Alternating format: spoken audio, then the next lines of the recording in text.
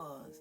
And he realized how really insecure he was, although he came up in the big house, although he had everything you ever could ask for. He ate the best food. He hung around popular and royalty coming from other countries, and he saw all the beauty of Egypt, and he was not negated of any of those things because he was in the Pharaoh's house. He might have had all of that, but he was insecure. And when he considered and perceived his own inadequacies and what he couldn't do because his insecurities, he feared the task that God had given him. And he also feared the people. Remember what God told Jeremiah? Don't let them people get to you. But in the midst of this, my brothers and sisters, there has to be growth in faith and wisdom. You have to develop, you have to grow in your faith and your wisdom. You got to give God the opportunity to teach you on the backside of the mountain. You got to give God the opportunity, though I'm not with my family and I've been rejected and I've been despised and I've been put in marginalized and stigmatized and criticized, I got to let God grow me. Growth in faith and wisdom. God's assurance. God answered his doubts by reminding Moses of his own power and presence. Your inadequacy, it ain't about you, Moses. It's about my power. You're not doing this based on what your abilities are. You're doing it based on mine. So he said, I want you to focus on my power and my presence.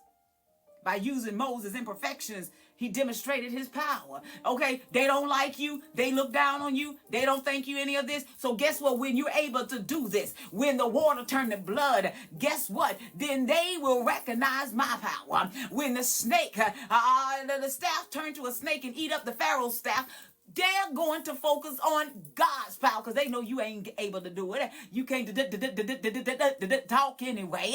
So since you and during the process of all of this stuff going on, I don't believe, because I don't think I had actually married the guy yet, but I wanted a son, and I knew I wanted a son. I had been knowing that, for years, being single. I said, I'm going to have a son.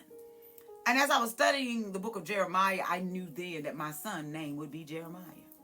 And once I married this man, I knew my son's name would be Jeremiah, but I felt some type of way. I was getting like a Zachariah, I said, well, ain't nobody named Jeremiah in his family. His name is not Jeremiah. I got to find a way to put his name in here. Maybe he needs to be a junior. But see, here's the thing, y'all. God made sure that he could not be a junior. Let me tell you how this worked. His mother named him a first name and gave him a junior as a middle name, and then his last name. So my husband's name was A Junior B. Junior was his middle name. So I couldn't name my son Junior. It would have been Jeremiah. It would have been A Junior, B Junior. I'm not naming my son that.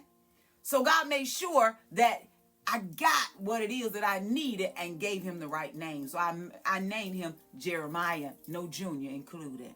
So I knew that his name would be Jeremiah. I knew that he was chosen by God because God spoke it to me. I've chosen him as a prophet.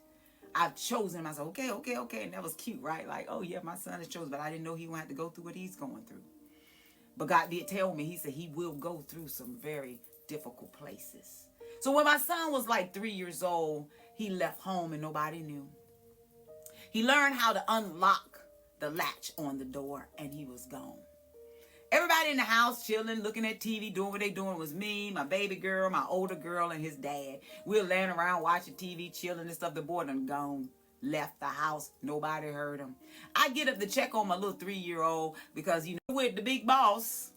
My mom is the Pharaoh's daughter.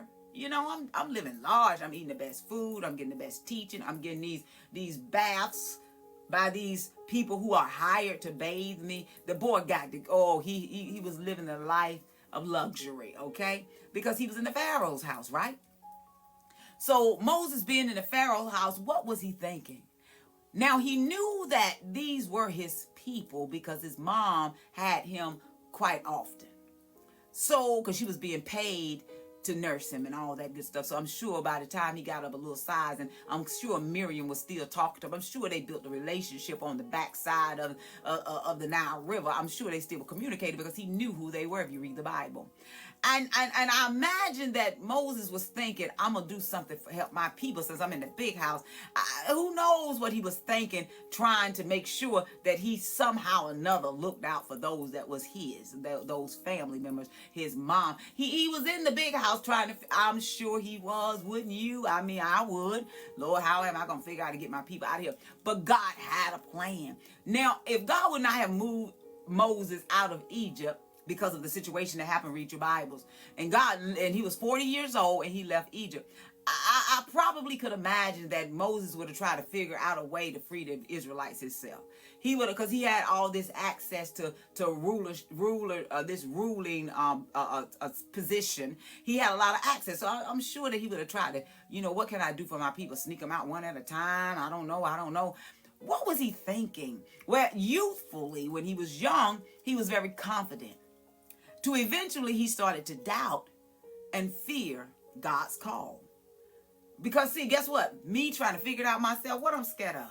Me doing it my way, what am I scared of? I went up there and I jacked up that dude and I took him out. That's what he did. And an Israelite saw him do it. So the next day when the Israelites was fighting each other, he said, whoa, what y'all doing? He said, oh, so the Israelite looked at Moses and said, what you going